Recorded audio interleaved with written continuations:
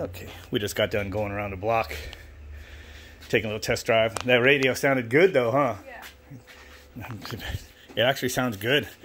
Just had some soil work playing. The last thing, which has a good punchy bass to it. Sounds pretty good.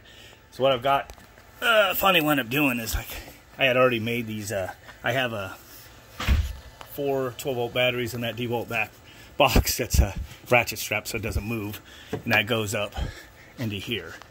And then this turns it on for all my accessories. Basically, this 12-volt system under my seat here is not tied to the, factory electrical system, factory battery, anything. It's all on its own. And probably keep it that way. I don't know if I'll hook up a charging circuit. I might hook up a switch.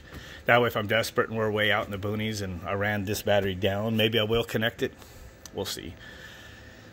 And then, but I just charge it up. So this power wire here goes to my amp I just put for the subwoofer. And now I'm glad I have this label maker. I can mark everything, but there's positive, negative. I just unplug it.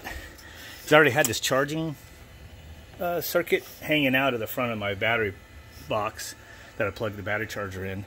So when I'm not charging it, then I'll just plug in the amp over there. So, yeah. So, and then the other amp, it doesn't ever have any power unless this is on, and what this does, it switches a relay. You can hear the relay inside that battery box. 12-volt relay sends power up to that system. Yeah, and I hooked my mount up for my tablet so I can have GPS when we go out places. This is my dash cam I had in my work truck that I don't have no more.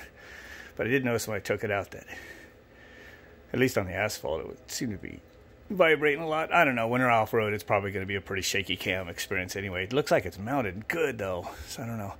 Might have to add maybe some weight to it so it doesn't move as much. Who knows?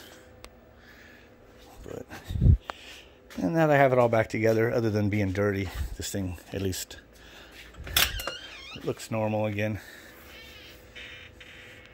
Minus the ugly wooden box under the seat that's wrapped up in a towel, but you know what, it didn't squeak when I just drove it. There's an amp where I can kind of get to the screws over here. I try to modify the seat thing, but it doesn't quite move. But guess what? Well, it isn't going to move back anyway, because look, right where I'm sitting, that's just touching. But it's back enough for me to drive it. My excuse not to let anybody taller than me drive it. So I'm the primary driver. And then my daughter, who might start learning to drive on this, she's almost as tall as me, so might not have to get the seat to move forward. But if I have to, I should be able. It should go forward a little bit. So anyway, yeah, cool.